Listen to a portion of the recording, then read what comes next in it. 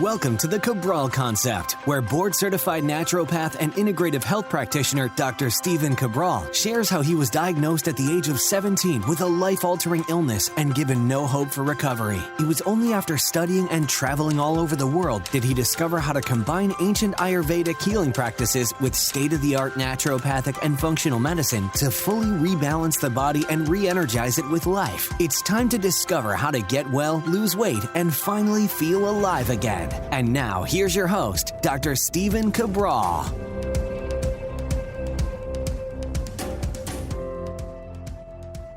Welcome back, everyone. We are here today with our Mindset and Motivation Monday. Couldn't be more happy to start this week off with you. Excited for what possibilities may unfold. We never actually do really know, but what we can do is we can start to live by certain principles. We can be driven and guided by certain philosophies. And that is what I would like to share with you here today. Because on April 4th, we begin our physical functional medicine detox as a community. Over 10,000 people will come together. We'll do some intermittent fasting. We will get deeper into autophagy. We'll be following a detox-based meal plan, and it is absolutely fantastic. We've been doing this now for, about 10 years in my private practice, and as an online group, about 4 years. And we have almost 16,000 members at cabralsupportgroup.com. That is a completely free group. If you'd like to join that, you are welcome to anytime. We're happy to take your questions, cheer you on, and you're also able to connect with others all around the world. So it's absolutely fantastic. We've really built, I think, an amazing community here, and it is you, all of you, that make it amazing. We just try to facilitate and kind of get out of the way at the same time. So here's what I want to share with you here today, because a detox isn't just about the body. It's also to do with the mind. And maybe now more than ever, a detox of the mind is actually as important as it is for the body. I was just on an interview the other day. I can't wait to share it with you and promote it on someone else's podcast. And I gave statistics on all-cause mortality and loneliness and all-cause mortality and social isolation and just basically not being happy in life. And it was pretty remarkable because what they found was that emotional loneliness, or just, again, being like upset, stressed, might be the greatest determinant for early all-cause mortality, meaning like per all cause of death by any degree. And it was pretty interesting. And so I went deeper into the study, and what I found was that here's why. Well, it suppressed the immune system. It increased overall inflammation as a marker of CRP, C-reactive protein. It led to greater cardiovascular disease, dysregulated blood sugar, and much more. So when we look at it, we say, okay, the body is important. There's no doubt about it. It is what carries us through this life. We must keep it healthy. But our mind is what enables us to drive that body.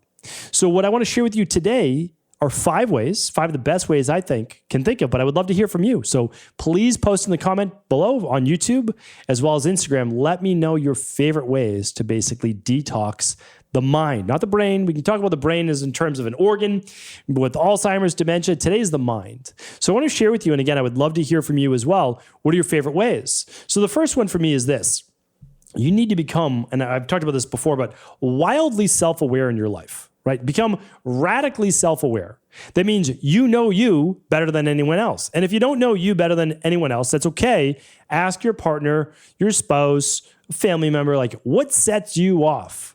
What makes you feel upset or lonely or sad? You feel like you're in despair? Any of those things? Despondent? Like, what is it? And then write those things down, because what you're going to do is to begin to learn what sets you off, what triggers you in a negative way. So now you can do 2 things once you know those triggers. 1, you know it's coming. So you take a deep breath in through your nose, a longer breath out through your mouth. You calm that parasympathetic nervous system. And you say, okay, here it is. I will respond differently this time, right? So that's a reframing. So when you have a conversation with that person that really gets under your skin, you say, okay, here they come. Deep breath in, deep breath out, smile, relax, have the conversation, right? Because sometimes those conversations are inevitable. Now, we'll talk about what to do in step number 2 in just a moment. But there's also things that you can do, and a lot of them are online, right? So it's like, well, what triggers you? What sets you off online? Some people it's just a social media account that they're following. So meaning like you are following or looking up someone else's work, and every time you look at their work, you get mad, your blood boils. You're like, I can't believe that person is saying that, right? And they get all upset. I talk with other health coaches and integrative health practitioners and doctors. They're like, I can't believe that person, they say ego-based things, that person has so many followers. I can't believe that person said that about fitness or health. That's so wrong. And they get all upset. And I'll just ask them, like, how do you even know that they said that? They're like, well, I follow them. I'm like, you get so upset at this person every single day, and yet you follow them? Do they know that they're following you? Probably not, right? So you are drinking that poison right yourself, right? You are drinking the stress yourself when all you need to do, and this is step number 2, is unfollow many of those triggers online that set you off. So if you know that starting your day reading all the headlines of the news really sets you off and you head down a rabbit hole reading all sorts of different articles that you're just not happy reading, that's a trigger that we need to not do, or take a 3-week sabbatical from doing, rewire the mind, come back, view it differently, maybe with a little bit more of an open mind. Or you set it for a time of the day that enables you to not upset the rest of your day, right? There are different ways of doing this. So my recommendation, first, become wildly self-aware of what are your stress triggers or any type of emotional base where it just makes you unhappy, because we don't need to compound that unhappiness. There's enough unhappiness. We don't need to create more. And the second is online, unfollow the accounts that stress you out. Literally do not look at them. Follow accounts that put a smile on your face. There are a lot of motivational accounts out there. There are a lot of accounts that just are your interests. Follow more of those. I think that's a huge tip for a lot of people. Or better yet, stop using social media in general. If you don't need to use it for your work, you can just stop using it. I know many people that have. They're better for it. I am okay with social media. I have no real issues with it. I can direct message with people, I can comment, I can post on there, and I'm good. But one of the reasons why I think I feel that way is I'm on for 10 minutes 3 times a day. That's how I do my social media. I am on there commenting, seeing what's going on. Luckily, I have an amazing team that posts for me. And then I go back into my direct messages. Hey, what are people saying? Okay, here's where you can find out more information about this.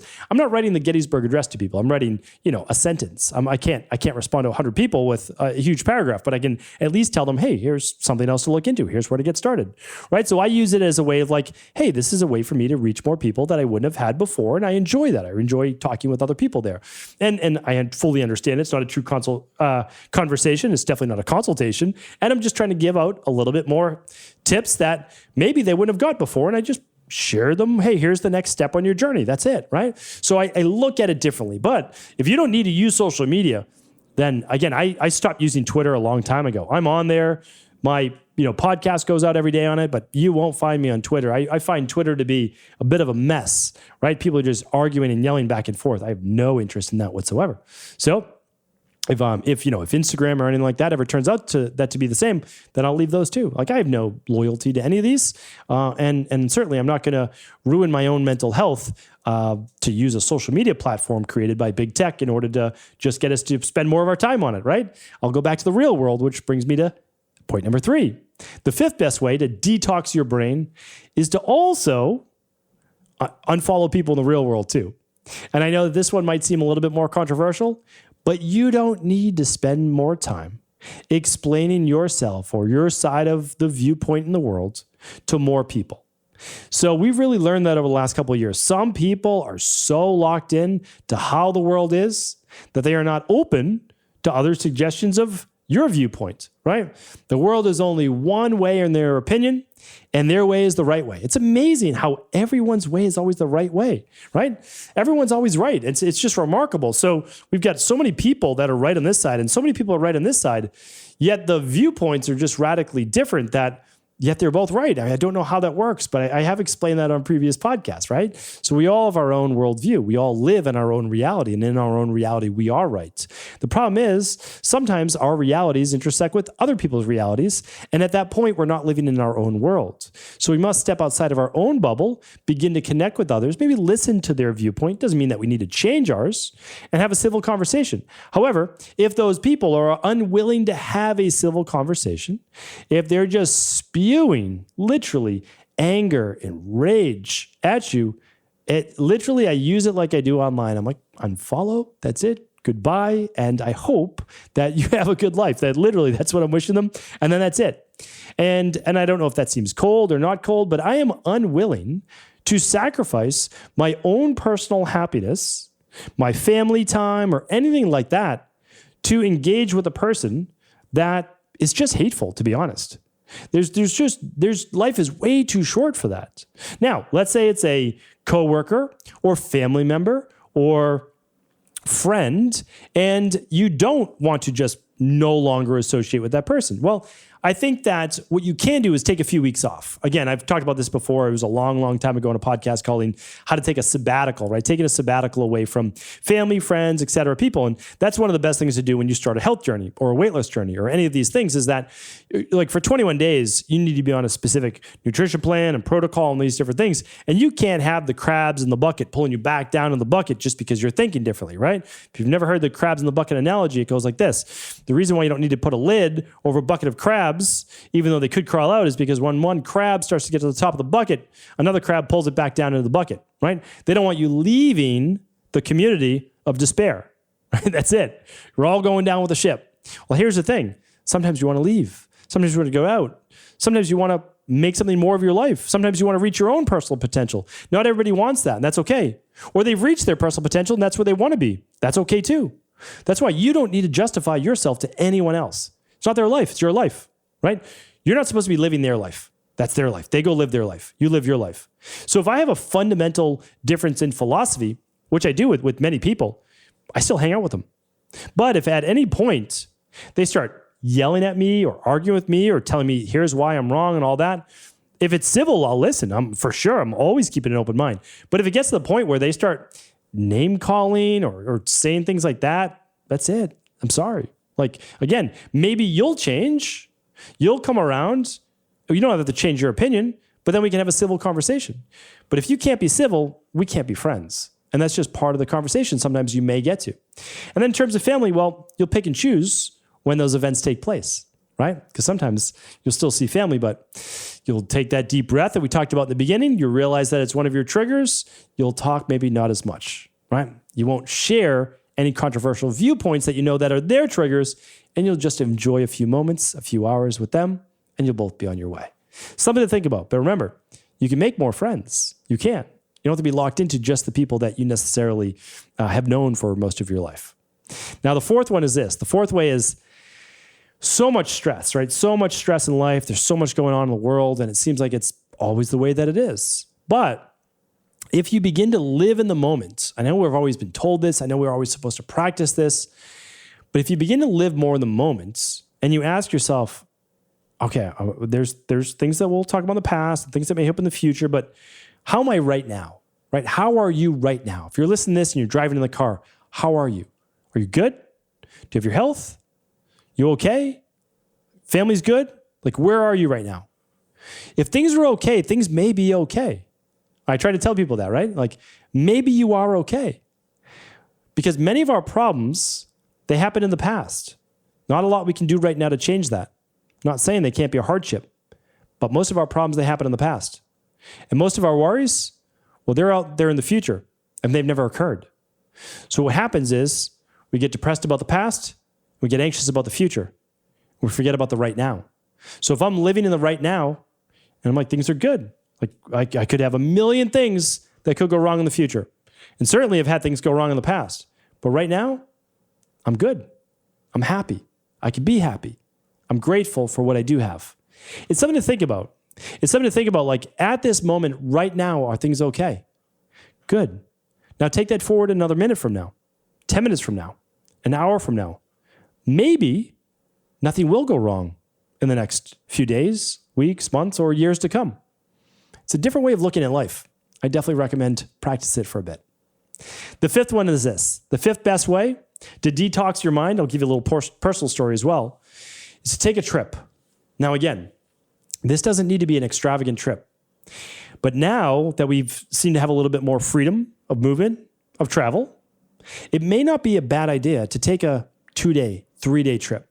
Get away from the life that you have right now, a life of maybe stress and all sorts of angst and worry, and just say, listen, I'm just going to take 2 to 3 days to reset.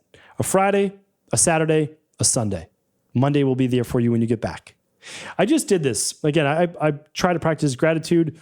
I try to practice a rule that I always say, listen, in the grand scheme of things, things are great. They really are, right? Things could be so much worse. I'm happy. I'm grateful, right? I keep things in perspective. Gratitude and perspective, I always talk about. But it was an opportunity. It was my wife's birthday. And I said, I would love to be able to take her away. My wife and I haven't traveled for years alone as a couple. And so I said, okay, we're going on a trip. Just a short flight away. So we took a little trip, just again, Friday, Saturday, Sunday. That's it. And we had the kids, right? Our kids were at home. They were with my mother-in-law. We were not doing any work. Our cell phones barely worked. There's no TV. Not that we're all big TV people in the first place. Just the sun, just beach, good food, relaxation, and each other's company. Friday, Saturday, Sunday, I can tell you this. By the time we got home Sunday night, we changed our location, but we were changed as people. We really were. It was a great reset. And you never really think that it may have that profound an effect until you go and do it. And the reason is that we're in it. Like, we've been in it every single day for 2 years. And, someday I'll share the story, but there are things that we decided to change in our life for the good of our 2 daughters, meaning that in terms of the schools they were at, we didn't feel that it was appropriate for them to be following certain policies that the schools implemented that we didn't think were right for their mental health. So my wife and I put our 2 daughters before ourselves and everything else. So we just made sure that during those past 2 years that they didn't have to have the stress, the anxiety, the worry of living in a society and culture and city that was going to be detrimental to their long-term well-being. So it was very stressful. There's no doubt about it. And what we realized, though, after 2 years is that we can go anywhere, we can do anything, we can change schools, and at the end of the day, we have each other, we have our family, and that's really all we need. We don't need a big fancy house, we don't need all sorts of different fancy cars, we don't need really anything. And that to us, I think, was a tremendous benefit. Maybe it was to a lot of other people as well. But also taking the time and having a weekend together, just the 2 of us, is enabling us to say, yes, our daughters are the most important thing in our life, but so are we to each other. And so we had that weekend to really be able to reset, and it is pretty remarkable. So for anyone, you could take an hour drive. Again, we only took an hour flight, really short, right? But you can take an hour drive, you can take an hour and a half drive, and when you get to that destination, maybe it's a cabin in the woods, right? Maybe it's a little place on the beach, whatever it might be. But what it does is it's a reset from your everyday life. So leave the social media behind, leave the TV shows behind, all of those things, and just simply be. Think, relax, journal, take a walk, eat healthy food, don't overconsume alcohol. Just enjoy the now. If you do that, I truly believe, and if you make this a practice, if you make it a philosophy in life, you're going to be that much happier, and that's going to translate to your overall health as well. Remember, loneliness, emotional despair, social isolation, all of these things matter for our health as well. So hopefully this was helpful. Thank you so much as always for your time, your attention. I appreciate you. If this show was helpful, please do feel free to share it with anyone else you believe it could serve. Take care, everyone. Have an amazing week.